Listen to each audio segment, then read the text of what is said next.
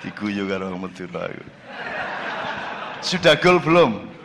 Pak Suko, kalau disebut tingkat tidak golnya itu wajar atau nemen? Kalau yang mengatakan nemen saya kira fitnah. Yang betul sangat nemen. Oke, kalau kita transfer ke angka, berarti tidak golnya keadilan sosial sila kelima itu pada tingkat 0 atau minus? Oke, berarti nek standar 0 menurut gak gol. Iki gamek gak gol, iki minus iki. Gitu ya, wong kudune gol gak gol. Gitu. Minus saya kira-kira 3, 4, 5, 4. Ya. Oke, 4. Kalau kita pakai jenjang 5 sila, berarti 4. Oke. Kalau tidak gol, berarti yang salah kalau tidak strikernya, operan dari gelandangnya tidak terjadi, atau pemain belakangnya tidak mampu menang sehingga tidak ada akselerasi bola ke depan, kan gitu. Jadi kalau sila 5 tidak tercapai, berarti ada yang salah dengan sila keempat. Benar nggak? Apa sila keempat? Kerakyatan yang dipimpin oleh nganggo iku nganggo mikrofon lagi. Kon kok mangap-mangaprok ternyata lah aku lagi karo nek kon napal. Kerakyatan yang dipimpin oleh hikmat kebijaksanaan dalam permusyawaratan perwakilan. Top, tepuk tangan. Betul. Oke.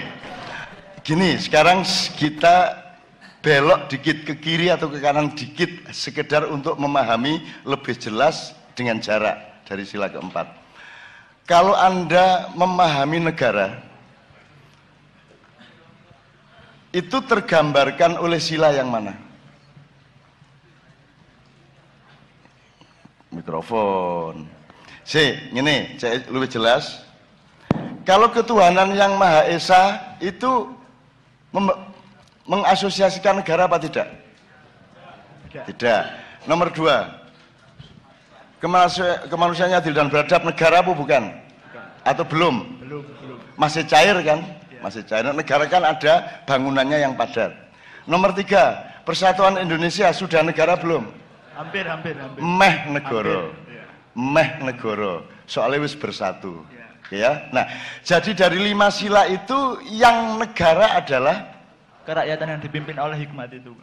Yang keempat. Jadi keempat itu adalah ajaran tentang negara. Karena apa? Karena ada rakyat, ada permusyawaratan, ada perwakilan. Nanti detailnya baru kalau permusyawaratan itu adalah negara, kalau perwakilan itu pemerintahan.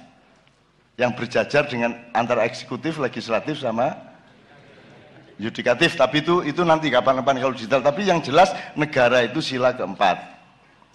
Nah, sila keempat ini sudah jelas tidak bisa menghasilkan Pancasila kelima. Sila kelima. Ya. Nah, ini negaranya yang nggak benar atau sila ketiganya yang belum beres? Karena negara hanya sila keempat ini mergo urut loh ya, sila keempat ini baru bisa dibangun kalau sila ketiga beres. Apa sila ketiga? Persatuan. Aku saiki takon, delok niki. Ono tak gak persatuan? Dereng wonten. Dereng wonten. Lah kok nggak negara? Lo kan syarat terakhir ada 3 syarat toh. Sila pertama, sila kedua, sila ketiga. Nah, iki dipenuhi baru nggak negara. Kan gitu. Dulu sudah sedikit agak tergambar persatuan yaitu 28 Oktober itu dengan Sumpah Pemuda itu sudah agak menggambarkan, tapi ternyata belum substansial bener. Arek-arek yang ngeluh karo Sumpah Pemuda berbahasa satu bahasa Indonesia, ngeluh terus ya apa carane bal-balan. Cepat dioper ke sini. Gak enak rek. Terus marunu arek-arek karo bonek oleh njelok. Bagaimana engkau? Ngopernya kok tidak tepat? Ya gak enak bonek. Cok, kurang pas sih gue. Ya tak gak? Tapi melanggar Sumpah Pemuda kon, ya. Iya tak gak? Mosok bonek kanggo bahasa Indonesia yang baik dan benar. Gak cocok belas. Kon pas ngerusak warung. Ono situk loro ya. Koncone akeh.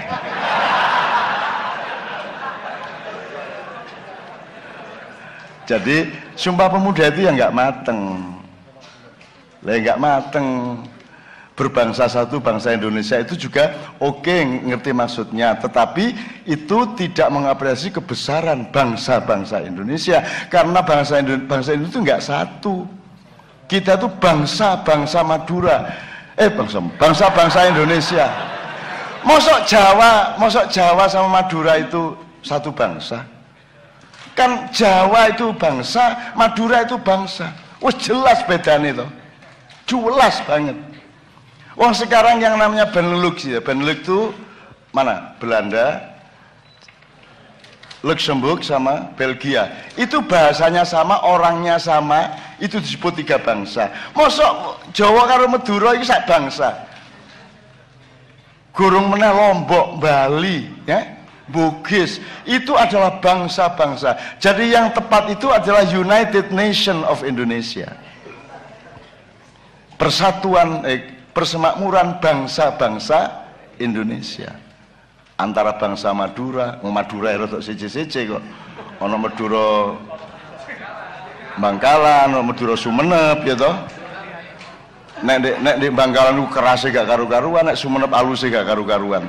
Sumenep itu sampai Bupati Sumenep itu zaman biyen gak saiki.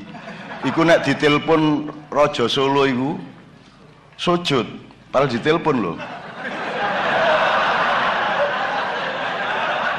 Ono kring, siapa nih? Ngarso dalam Jogja. Oh iya. Padahal di telepon lu wis sujud. Iku Sumenep. Hormat saking takzimnya. Gitu. Nek Bangkalan nggak gelem, Bangkalan semakin aneh loh. Mestinya semakin dekat Jawa semakin halus. Ini enggak. Semakin jauh dari Jawa semakin halus. Ini kan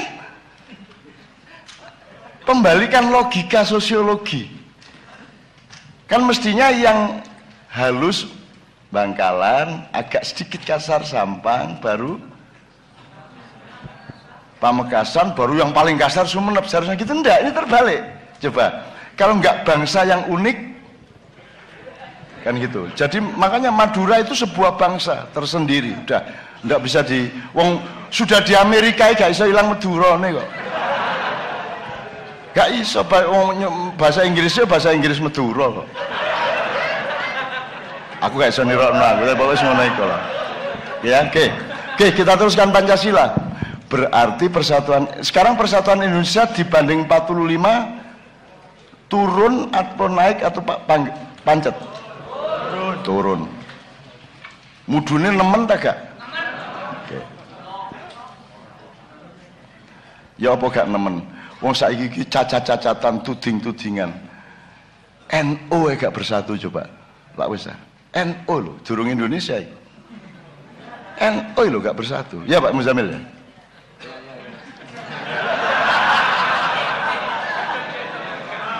Dan Hadratus Syekh memberi waktu 2-3 tahun batasnya, harus NU menjadi bersatu kembali. Hadratus Syekh Hasyim Asy'ari almarhum memberi batas. Beliau kirim surat dari alam barzah. Lu serius. Perkara metode teknologisnya monggo, tidak ada masalah, tapi pokoknya intinya seperti itu. Batasnya 2-3 tahun. Nah, contoh tidak bersatunya ini kan tidak usah kita sebut ya. Presiden sama wakil presiden kompak enggak? Loh. Jangankan bangsa Indonesia, gitu loh. Pak Suko sama dosen-dosen UNER lain kompak enggak? Oke, kita introspeksi ya. Oke. Sila kelima mana mungkin tercapai wong negaranya belum negara. Ini banyak loh penjelasannya, panjang ya, tapi nggak usah sekarang. Tapi bagaimana kok dituntut menjadi negara bener, wong bersatu aja belum? Bagaimana mau bersatu, wong beradab aja belum? Yang nomor 2 apa? kemanusiaan yang adil dan beradab. Oke, sekarang kalau kita aplikasi kita tarik garis ke fungsionarisnya. Jadi kalau sila keempat itu yang berfungsi adalah pejabat-pejabat negara dan pemerintah. Kalau sila yang ketiga yang berfungsi adalah parpol-parpol dan ormas-ormas, benar nggak? Mereka lah yang membangun persatuan, seharusnya. Nah, sila kedua adalah dunia pendidikan, yang menciptakan manusia yang beradab, ya toh? Makanya di Padang Bulan ada workshop atau ekstrakurikuler sebulan sekali untuk seluruh siswa SMK, namanya Takdib Padang Bulan. Takdib itu proses pemberadaban dengan kurikulum tersendiri khusus yang kita bikin. Gitu. Ini Ma'iyah ini menurut saya sangat beradab. Tidak ada yang bertengkar, mau mendengarkan satu sama lain. Tidak kaget oleh orang kayak apapun yang di panggung, betul toh? Ngomong apa kok terima dan Anda tetap memilih toh, nggak terus nganut toh. Pak Muzamil, apakah orang Islam tuh hanya boleh mendengarkan Quran tok dan yang baik-baik tok, terus tidak boleh mendengarkan yang lain-lain? Oh tidak, yang namanya telinga itu netral, universal, apa saja harus didengarkan. Menurut Quran sekarang. Ya, menurut Quran surat Az-Zumar. Az-Zumar ayat 18. Yo jok nemen-nemen olehmu kagum iku wis tak kandhani ndek mburi mangkon iki ya. Jok nemen-nemen lho.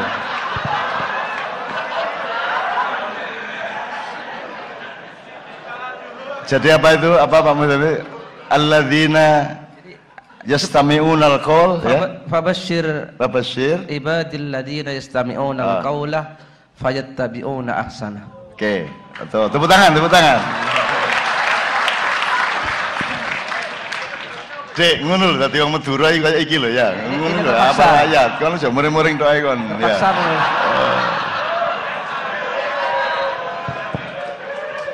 Pak Muzamil itu tak kasih tahu ya, dia itu orang yang membenci dia didatangi, itu Pak Muzamil. Habib-habib yang keras-keras yang mengharam-haramkan dia itu didatangi dengan Habibnya ngeluh tau ndak sih? Iki ana daya sing tak buwenci malah ndek ngarepe lawang guyu ngene. Ngono ya apa coba? Apa bisa meneruskan kebenciannya? Kan tidak bisa lawan Pak Muzamil.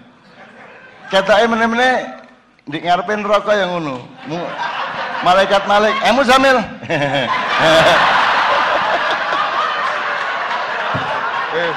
Akhirnya batal mlebu neraka akhirnya. Tapi begitu kate mlebu swarga, malaikat Ridwan nyun sewu.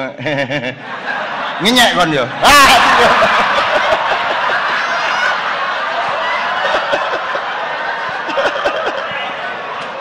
Oke.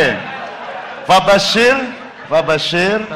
ibadil ladzina yastami'unal qaula. Ma makna fabashir? Maka berilah kabar gembira.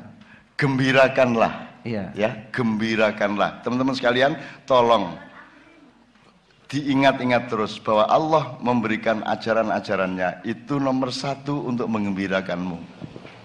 Jadi kalau orang Islam menjalani Islam tidak keluar kegembiraannya, berarti ada yang salah. Mbuh beke, mbuh kipere, mbuh apane mesti ono sing salah itu.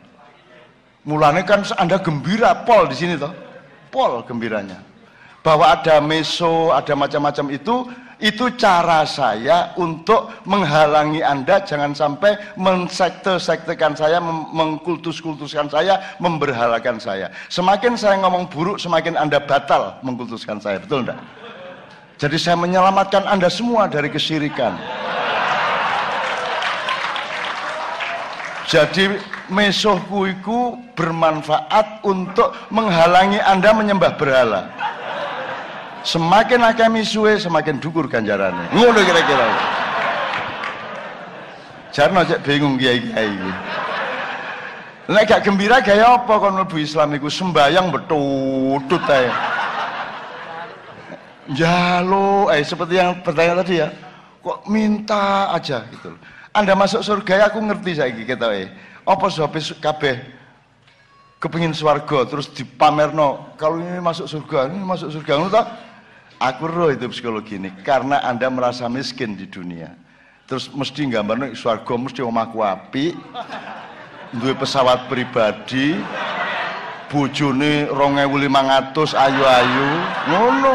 Jadi sebenarnya kan bisa jadi keinginan masuk surga itu adalah aspirasi materialismenya manusia karena membayangkan surga itu materi, kan begitu, betul enggak? Ayo, mulane aku kan tidak menganjurkan Anda masuk surga. Yang saya anjurkan adalah ridhoilah semua ketentuan Allah, insya Allah engkau akan mendapat ridho Allah dan otomatis dilebokno swarga. Jadi bukan goalnya adalah surga, goalnya adalah ridho Allah, efeknya surga. Ngono cara berpikir ngono rek ya. Oke, sekarang kembalikan ke negara lagi. Karena negaranya belum bener, jangan disalahkan juga wong dasare persatuane guru ngono. Ya apa oleh bersatu? Wong pendidikannya gak beres sampai saiki. Pendidikannya sampai hari ini gak beres. Ini juga bab khusus yang luar biasa luasnya. Ya, soal pendidikan ini, soal apa namanya kurikulum 2013 sama kurikulum 2000 berapa? 6 dan seterusnya, itu ada kontroversi, ada kapitalisasi, ada manipulasi, ada segala macam yang membuat sila kedua tidak beres. Tapi Anda juga jangan menuntut pendidikan beres, wong tauhid TKB cek gurung beres, ketuhanannya Maha Esanya belum beres, makanya ada puisi keuangan yang Maha Esa. Jadi ternyata sekarang kita merintis kembali sekarang di sini nih ketoke preman-preman, ketoke gendo-gendo, ketoke apa jenenge? Gali-gali, bambung-bambung. Tapi saya menemukan kalau Anda bukan orang yang benar-benar bertauhid, Anda tidak akan tahan di sini berjam-jam. Anda sangat bertauhid. Sedemikian rupa pentingnya Allah bagi Anda. Siapapun Anda, kadang ono sing nyebut Allah, ono sing nyebut Allah, ono sing nyebut sakarepmu wis. Sak iso-isone cangkem-cangkeme dhewe ya toh. Tapi pokoknya Anda sangat percaya kepada satu itu dan sangat bergantung, betul enggak? Sangat bergantung. Nah, itu berarti bekal yang bagus. Maka kita bikin ma'iyah supaya kita enggak nuntut-nuntut Mendiknas. Ya toh?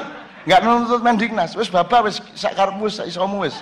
Sing penting aku nggawe universitas dhewe ndek kene. Cek lahir arek-arek nom dan tiap hari berganti dan bertambah terus. Insya Allah 10 tahun lagi Indonesia akan tepuk tangan. Ya. Burung mari ora iku ngomong mesti keplok ya arek. Oke, sekarang spesifik, tolong satu persatu Mas Amin.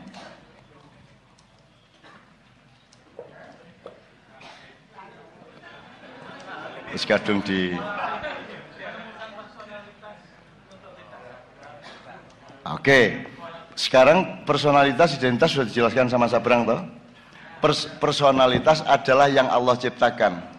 Identitas adalah pengolahan Anda terhadap ciptaan itu. Penelitian Anda kepada diri sendiri, oh saya cenderung suka IT, saya cenderung bakatnya itu karapan sapi, saya cenderungnya ngojek. Kan tiap orang menemukan dirinya sendiri-sendiri, kan gitu, ya. Bukan soal eksistensi itu kan apa namanya? Efek, popularitas itu efek, nggak usah diurus. Citra itu nggak usah diurus, kalau bisa dihilangkan kata citra. Pencitraan itu jangan dilakukan. Jaim, nggak usah. Pencitraan itu kan pemalsuan, ibarat bibir dibengesi. Wis jelas bibirnya dibengesi, sing dipercaya bengesi lah ngono sih. Wis saking gobloke wong. Wong nek dibengesi mesti lambene rada ireng. Dadi nek ana wong kene kandel itu petunjuk dan informasi yang sangat jelas bahwa lambene gak koyok bengesi lah ngono. Nah gitu ya. Jadi jangan pakai citip. Maksudnya identitas adalah akhlakmu bagaimana, prestasimu bagaimana, output dari kelakuanmu bagaimana. Jadi kalau akhlak itu adalah output dari hati nuranimu, kalau prestasi adalah output dari akal sehatmu yang terus mencari sesuatu yang baru. Nah, saiki Anda setelah Anda paham bedanya personalitas sama identitas, hilangkan dua kata itu. Sekarang konsentrasi untuk terus berpikir, mencari sesuatu yang baik, yang kreatif, lebih maju lagi, lebih maju lagi. Ngono ya, Dek ya. Pertanyaannya tadi kan gitu kan? Apa? Gimana? Kan kita kehilangan personalitas dan kehilangan ini kan judulnya hilangnya personalitas, maksudnya kita kehilangan jati diri, intinya kehilangan jati diri dan gagap identitas ya. Ini itu kata jati diri itu kan sekarang gantinya identitas tuh. Aku salah meneh. Ya aku hasil sila kedua sing kurikulumnya gak beres. Diri sejati terus disebut jati diri. Berarti personalitas, bukan identitas. Yang sejati itu yang dari Tuhan. Jadi misalnya kayu itu personalitas, tapi kursi identitas. Padi personalitas, sego. Nah sekarang yang penting bagaimana kamu memproduksi nasi. Itu terus di bidangnya masing-masing. Kalau kamu orang IT ya bikin program baru kan gitu kan, apalagi Google mau pasang balon di sini segala macam, wis kono wis diapakno kono. Kalau perlu nanti Google lagunya dirubah, balonku ada 5. Gitu ya. Jadi identitas itu adalah ijtihad Anda, upaya Anda, kreativitas Anda untuk mewujudkan sesuatu yang baru sebagai khalifah. Jadi kalau ada tanah Anda cangkuli, Anda jadikan tempat untuk menanam sesuatu, itu namanya identitas. Maka Anda disebut petani. Bukan kata petaninya yang penting, tetapi produksi pertanian Anda yang penting. Makanya dokter itu tidak penting, karena yang penting adalah produksi sosialnya apa. Lah sekarang yang penting itu kan dokter profesornya, sehingga jari Cak Fuad Nabengi mantui loh disebut profesor dokter. Mengundang ya, terus misalnya tertanda profesor dokter Sopo, terus besan profesor dokter Sopo kan gitu. Hubungannya profesor karo rabi kula apa? Kan gitu. Gus, misalnya Gus itu sing nyeluk ya wong, nyeluk sampean Gus, mergo sampean dihormati, sampean diceluk Gus. Ojo kon dhewe nyeluk awakmu Gus. Terus gawe kartu nama jenenge Gus. Kon lak gak ro, iki nggih mburiku iki sapa Gus apa? Gus Muz. Ana Gus Mus ndek Rembang, iki Gus Muz.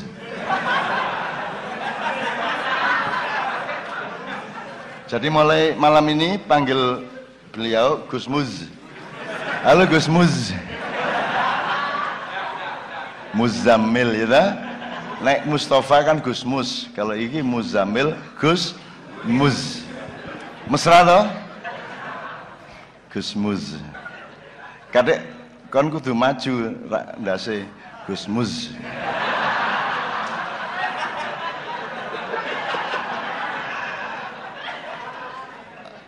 Oke, ngono ya Dek ya. Sabrang dulu bilang bahwa manusia sudah berjanji sama Allah. Ada ayatnya ya Pak Muzamil. Berjanji bahwa mengakui Allah dan akan berjuang di dunia untuk kembali ketemu Allah, itu di Quran. Maka tapi begitu lahir kamu dibikin lupa, kamu dibikin blank. Maka ibumu mulai memperkenalkan Tuhanmu supaya kamu kenal dirimu. Pokoknya kenal diri, kenal Tuhan itu dialektika. Barang siapa mengenal dirinya, mengenal Tuhannya.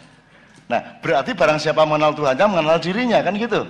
Kalau dibalik, man ro'a nafsahu faqad arafa rabbahu. Faman arafa rabbahu faqad arafa nafsuhu, kan begitu. Jadi sekarang untuk menemukan dirimu, kamu harus banyak-banyak memahami Allahmu, meskipun tidak akan pernah paham beneran, tapi pokoknya ngerabak gejala-gejalanya dan tajali-tajalinya, gitu ya Dek ya. Oke, berikutnya Mas Amin. Ini saya klasifikasikan mengenai yang pola pikir. Tidak tahu kenapa pola pikir di Indonesia ini kok membuat kita itu tidak bisa bersaing, tidak bisa ngapa-ngapain. Terus kadang doktrin orang tua itu jadilah seperti bule yang kayak gini, sampai ada semacam trauma di mental gitu. Ngene wis, kon niku wong tuamu iku nyambut gawe setengah mati juga kok salah. Oleh nglairno awakmu ngeden gak karu-karuan sampai begitu kon gede, anjen wong tua aku iki sing nggarai aku. Wis tak upama ya sepuron. Tolong ya, sepuron lah upama ya. Tapi saya tidak percaya itu. Sing mulai nyembah bule iku lah arek-arek sekolah sih. Ya tak gak? Orang-orang modern di kota-kota itu yang nyembah-nyembah bule, bahwa bule lebih hebat, iki lebih hebat. Wong tuamu gak kok jane. Nek prasaku lho. Iku mek tas-tas saya kok bule jadi. Dan nomor 2, kamu pikir kita berpikir bule lebih hebat ya salahmu dewe. Jari sopo? Nggak bisa bersaing jari sopo, kita nggak bisa bersaing. Kau tahu pernah mengalami apa sih kamu bilang kita tidak bisa bersaing? Tanya sama Jamal, tenaga kerja nomor 1 yang paling mahal di Amerika, di Korea itu orang Indonesia. Paling mahal. Nomor 2 baru Vietnam. Nomor 3 baru Filipina sak piturute. Bangladesh, Sri Lanka, tapi nomor 1 Indonesia. Yo kendel, yo pinter, iso ngerjakno sing dhek gak tau ngerjakno lak wis ah. Lho lak wis ah. Ya nek bule sinau apa ngerjakno apa. Nek wong Indonesia iki sinau iku ngerjakno iko iso. Tanya yang kerja di pabrik. Yang dikerja di pabrik bagian A. Mergo si bagian B gak iso dhek gelem kok ngewangi B. Makanya tenaga kerja Indonesia sangat disukai karena gak ngucek, gak nemen-nemen oleh kapitalis. Jadi mereka mau belajar. Dan belum lagi yang tingkat penemu-penemu. Anda tahu Ricky Elson, Anda tahu yang bikin 4G, LTE, kabeh arek kene. Kemarin Silo itu premannya Busan datang ke tempat saya. Mengatakan jari sopo Samsung gaenane Korea, aku sing nyambut gawe arek kene kabeh. Jawa Timur, Jawa Tengah, sama Lombok. Kita yang bikin. Gitu loh. Anak Indonesia siapa yang tidak bisa bersaing? Siapa bilang? Gitu loh. Itu saya temukan di mana-mana. TKW di Hong Kong. Kamu pikir TKW itu rendah? TKW itu lebih hebat daripada mahasiswa di luar negeri. Mahasiswa kan ragu-ragu mergoda intelektual, nyandak barang kasar isin, kate bergaul ya rodok gengsi, nek arek TKW tabrak, sembarang tabrak, jeragane diuring-uring. Oh temenan iku, nek kon kepingin mlaku-mlaku di Hong Kong, ndelok TKW situk wis diberesi kabeh, diuring-uring sing di toko iku. Diceladu lah, nek cara kene diceladu. Dan ancane nyejo nyeladu soalnya wong kono gak tahan celadu-celaduan, mesti menangi regane. Gitu loh. Kita tuh hebat, Mas. Cuman pemerintah kita tidak ngerti bahwa rakyatnya hebat. Tidak ngerti mereka. Dan saya tidak peduli itu, wong sila keempat memang belum ada beneran kok. Ya toh? Tidak usah digelisahkan, tidak usah disesali. Sekarang kita bangun kembali semuanya. Gitu ya. Terus selanjutnya mengenai ke depan kita akan dihadapkan pada pilkada itu loh, bertatap muka dengan pemimpin langsung, terus kita pasang kuda-kuda yang bagaimana? Ya itu kan poso lah, itu masih belum buka kita. Itu anggap itu mau pilkada itu kan bagian kecil dari sila keempat toh. Wong sila keempatnya secara keseluruhan belum beres kok pilkada gua harapkan. Wong asap itu juga bisa jadi merupakan hasil dari rencana pilkada. Bingung kan ya? Apa hubungannya ngono toh? Enggak.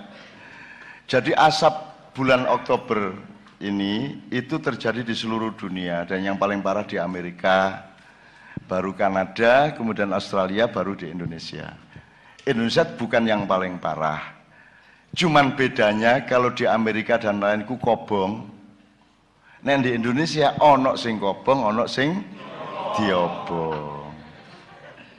Nah, apa kok diobong? Siji, ada sejumlah perusahaan atau korporasi yang menghemat tenaga dan shortcut untuk bisa segera tanam tanpa peduli kepada lingkungan hidup dan apapun yang lainnya. Nomor dua, karena semakin banyak asap akan mempojokkan pemerintah pusat untuk menyatakan ini adalah bencana nasional. Kalau ini bencana nasional berarti akan ada uang yang dicairkan dari APBN untuk diberikan kepada daerah yang bersangkutan, dan siapakah yang akan menerima uang-uang itu? Ialah komunitas orang-orang yang ikut pilkada, kan gitu, Rek. Jadi salah satu tujuan hutan dibakar itu supaya uang dari Jakarta turun sehingga bisa diroyok untuk biaya pilkada. Itu salah satu kemungkinan dari beberapa. Yang keempat adalah ini tahap kesekian dari adu domba. Ada apapun Anda akan diadu domba, akan dibikin kepepet. Indonesia tidak pernah boleh beres, harus bertengkar satu sama lain. Ini kemarin tadi malam di Padang Bulan saya bacakan 12 bidang peperangan yang sedang berlangsung di dunia, dan salah satunya adalah perang lingkungan hidup atau perang SDA, ya. Makanya nanti cari bahannya di media-media tentang yang tadi malam. Nah, misal Anda benci siapapun, itu hasil adu domba. Karena dulu Anda diadu domba dengan teman-teman Kristen, akhirnya berhasil sedikit tapi tidak tuntas bagaimana yang direncanakan di Ambon dan di Poso. Akhirnya ternyata nggak efektif. Islam lawan Kristen, yang efektif adalah Islam lawan Islam. Kan gitu. Nah, Anda semua ikut seneng diadu domba karena memang Anda adalah domba. Loh iya, kan semua nabi kan angon wedhus. Semua angon wedhus itu sebenarnya Allah menggambarkan bahwa umat manusia itu janjane wedhus. Loh, temen loh, sejak Nabi Nuh sampai Nabi Muhammad angon wedhus kabeh lho, Rek. Angon wedhus kabeh itu sebenarnya diem-diem Allah menginformasikan wis tarek iki wedhus kabeh arek iki. Semula nek kon gak sabar-sabar.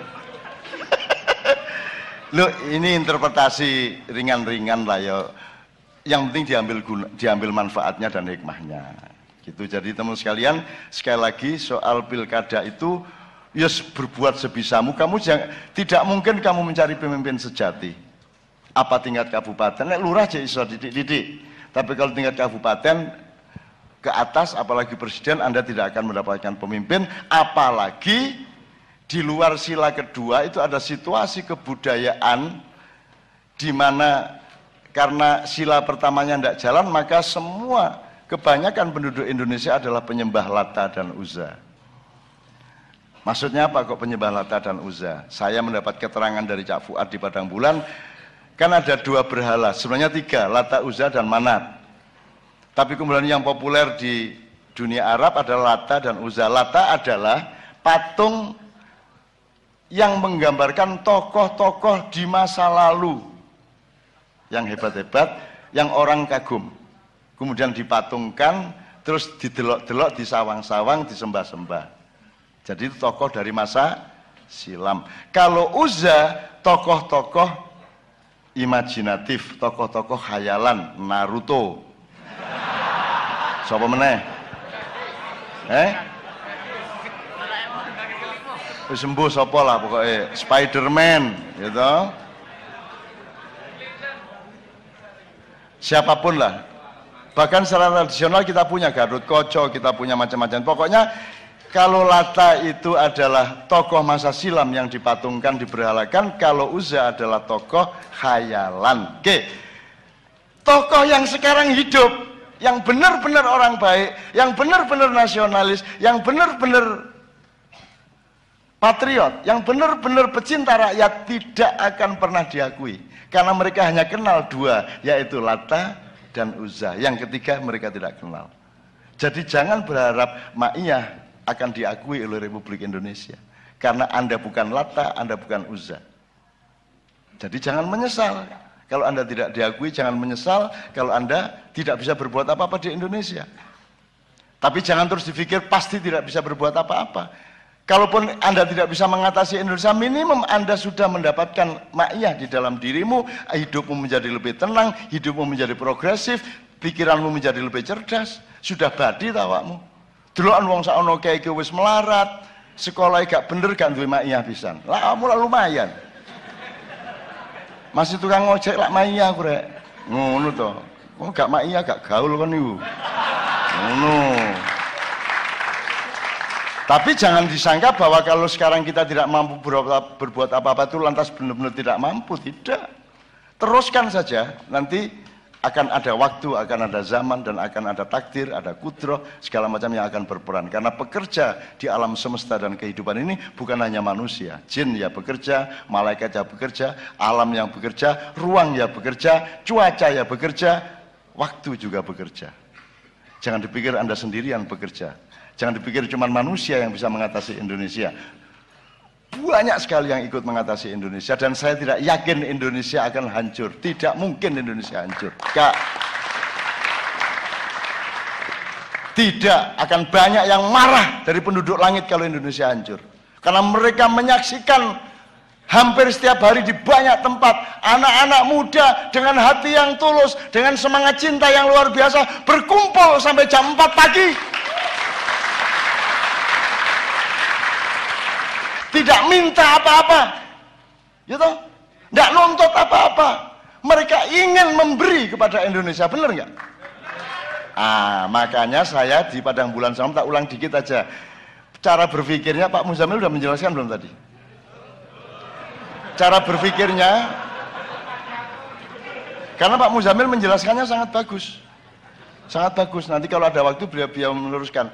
Kan saya teman-teman maknya saya bilang gini, untuk bulan Oktober ini tolong belajar dari kalimat saya di buku tahun 78, Indonesia bagian dari desa saya. Itu cara berpikir ke dalam, bukan cara berpikir keluar. Nah, desa saya bisa kamu ganti dirimu, maknya, keluargamu, dan seterusnya. Logikanya begini, tapi ini cara berpikir dalam dirimu loh. Bukan kok secara teritorial Indonesia bagian dari Makya, ya enggak, berarti Makya ASEAN, no. Enggak, itu bukan cara berpikir fisik, itu cara berpikir psikologis. Di dalam dirimu, Indonesia adalah bagian dari dirimu. Maka gini, kalau kamu bagian dari Indonesia, maka kamu selalu akan minta bagian kepada Indonesia, dan kamu akan menuntut bagian dari Indonesia. Wong yo gak oleh selama iki, ya toh? Mending kamu balik, Indonesia adalah bagian dari dirimu, sehingga nalurimu adalah ingin menyumbang, ingin bersedekah, ingin memberi terus-menerus kepada Indonesia. Ngono lho rek. Dan itulah kegembiraan Makya. Kita bergembira karena kita memberi terus. Ini apa bukan sedekah untuk Indonesia ini? Berapa tahun nih, Bang Wetan? 9 tahun Anda bersedekah kepada Indonesia. Mengisi kekosongan pendidikan yang Depdiknas tidak bisa mengisinya. Ini sedekah luar biasa, dan Anda harus bergembira karena Anda bersedekah. Nah sekarang saya tanya, loh tapi kan Makya tidak bisa berbuat apa-apa untuk Indonesia. Loh kamu wajib. Kamu punya kewajiban untuk memperbaiki Indonesia. Kamu pikir nanti kamu mati terus di kuburan mungkin kita kok Indonesia kok jarno kok ngono ya apa karepmu? Ih ngono. Ditakoni tak gak di akhirat. Lah iya. Loh tapi apakah enggak punya nasionalisme? Jangan ngomong nasionalisme, aku cinta lebih dari nasionalisme. Aku tiap malam di semua tempat sampai pagi aku menerapkan cintaku untuk Indonesia, dan aku tidak minta apa-apa kepada Indonesia. Aku njaluk apa rek? Aku njaluk apa? Aku petang puluh tahun ngene aku njaluk apa? Nek anjen aku njaluk aku endi wujude aku? Jabatan gak duwe. Omah iki yo nyicil-nyicil dhewe. Bojo ya aku sing ndolek kon gak ngekeki. Ayo, aku njaluk apa aku? Tarif gak duwe aku. Dapurane arek-arek nek dikai kotak ya paling oleh 300.000, harus sakjane kae. Gak njaluk aku ya.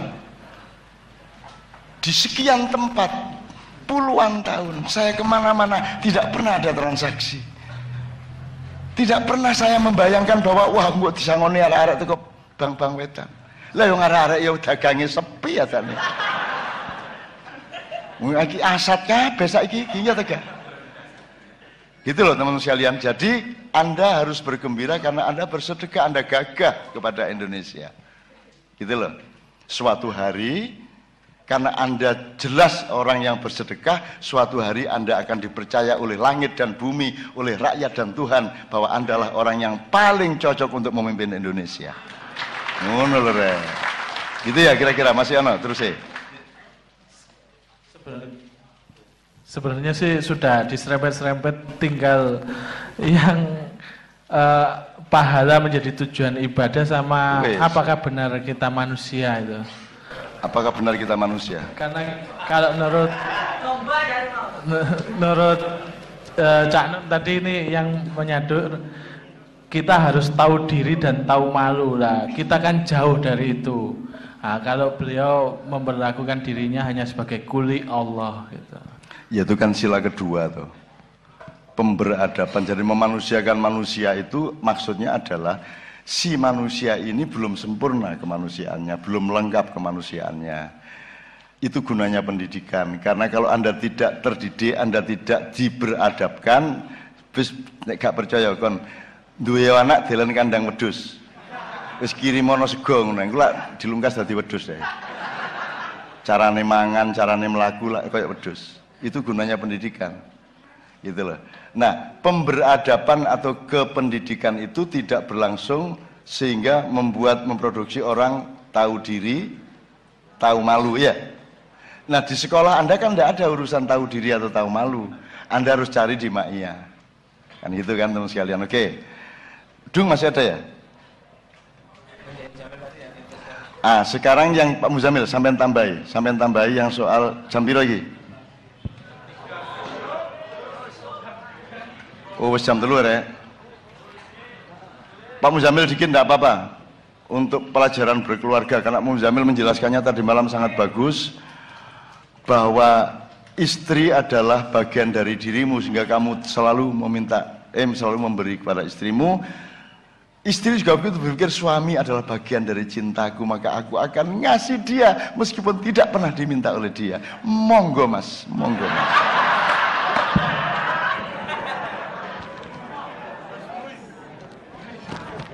Oke, tepuk tangan untuk Gus Muz.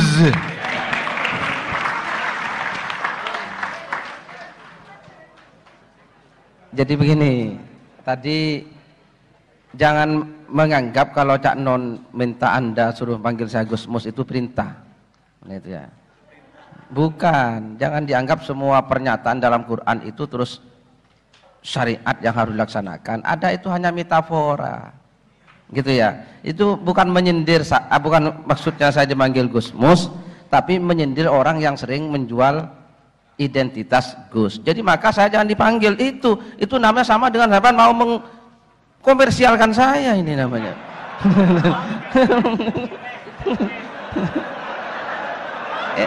Nah, ini kembali kepada tadi pernyataan di depan itu. Jadi saya dianggap aset investasi oleh Anda nanti ini. Oke?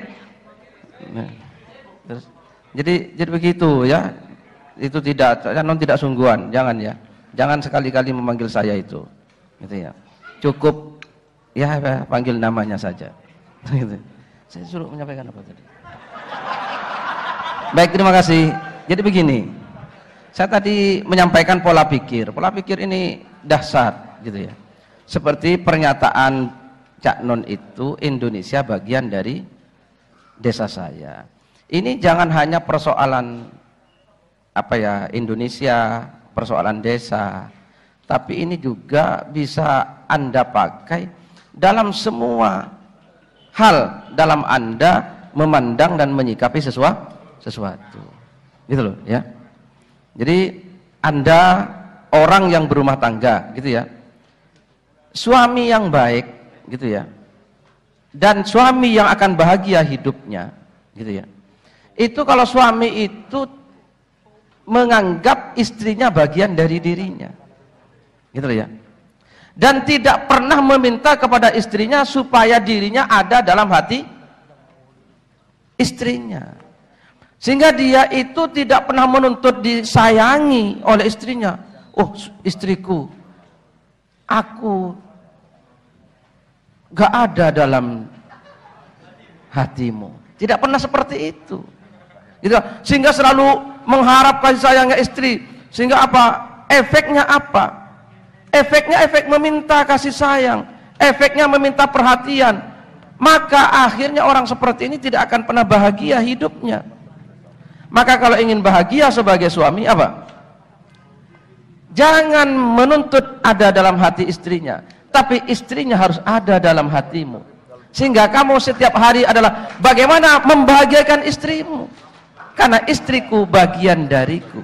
Nah, itu loh. Itu akan dahsyat. Dan istri juga harus seperti itu, gitu ya. Jangan terus, Mas, tolong di SMS suaminya di kantor, Mas Suko, jangan lupa istrimu di rumah. Nah, akhirnya ini Mas Suko sedang apa ya? Jangan-jangan Mas Suko ini kemaiyahan apa kemana? Nah, itu ya. Akhirnya nggak bisa tidur di rumah karena selalu gelisah menuntut kesetiaan, menuntut kasih sayang. Nah, ini karena istri salah pola pikir. Tapi jadilah istri yang menyayangi. Loh. Menyayangi. Oh, bukan matahari. Baik, oke. Yang menyayangi suaminya. Terus menyayangi, tidak pernah berpikir bagaimana suaminya menyayangi atau tidak, tapi Anda berpikirlah menyayangi suamimu. Dan tidak mungkin kalau Anda betul-betul sayang kepada suamimu, setia kepada suamimu, suamimu tidak akan setia, tidak akan sayang kepadamu.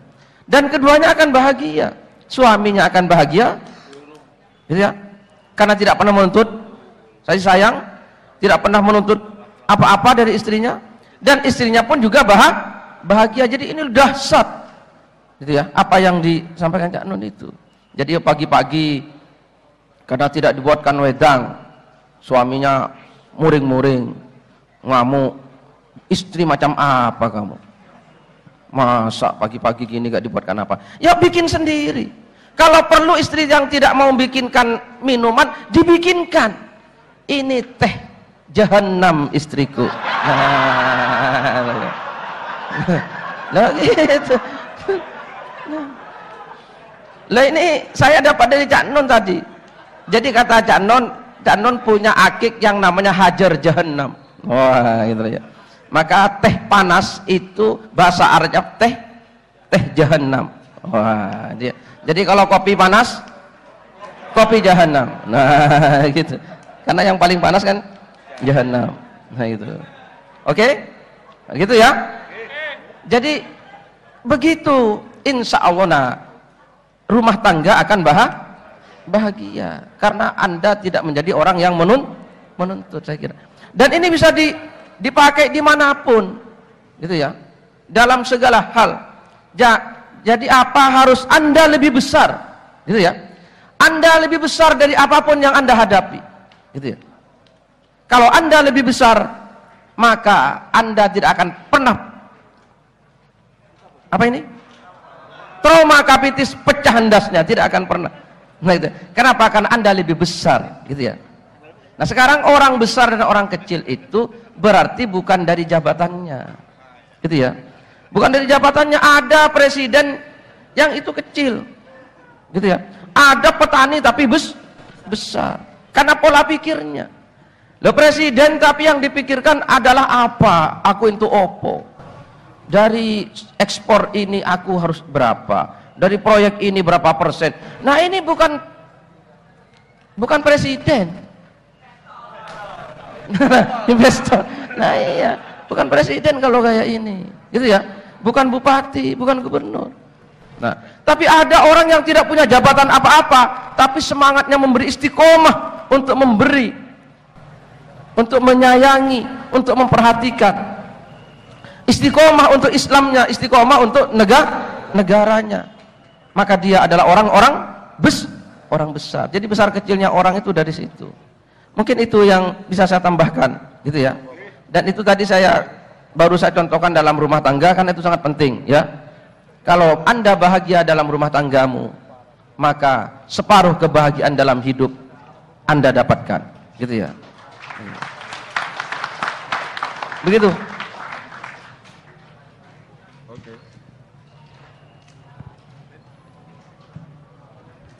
Monggo, Cak Non. Oke, teman-teman sekalian, saya mohon maaf kalau di tengah asap alam pikiran dan asap hati, asap kegalauan nasional ini, kadang-kadang kita juga ikut gugup, ikut tidak tertata, ikut kurang berirama, dan seterusnya. Tapi kembalilah kepada niat kita bersama-sama yang insya Allah suci, yang insya Allah penuh cinta, dan punya harapan yang sebesar-besarnya kepada Allah, agar menuntun kita, mendidik anak-anak kita, cucu-cucu kita, sehingga suatu hari sila keempat akan benar-benar kita capai, sehingga produknya adalah sila kelima. Amin ya rabbal alamin. Sekarang kita berdiri bersama-sama.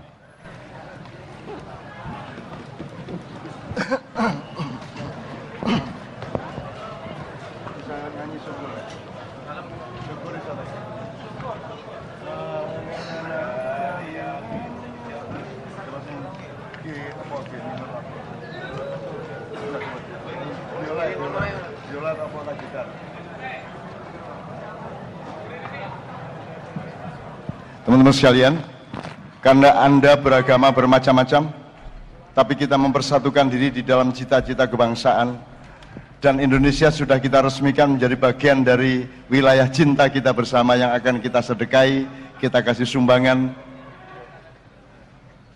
supaya Allah nanti juga tidak minta bagian dari kita, tapi akan memberi bagian sebanyak-banyaknya kepada kita. Amin ya rabbal alamin. Kita nyanyikan syukur bersama-sama. Mohon izin. Syukur itu ciptaan Habib Muntahar. Sebagaimana banyak lagu-lagu ciptaan dari Surabaya Utara, yaitu Habib Assegaf yang dikenal sebagai Al-Qadir di Surabaya. Oke, ini Habib Muntahar pernah menjadi duta besar Indonesia di Italia. Lagunya sangat kita sukai dan sangat khusyuk. Kita mohon bersama-sama.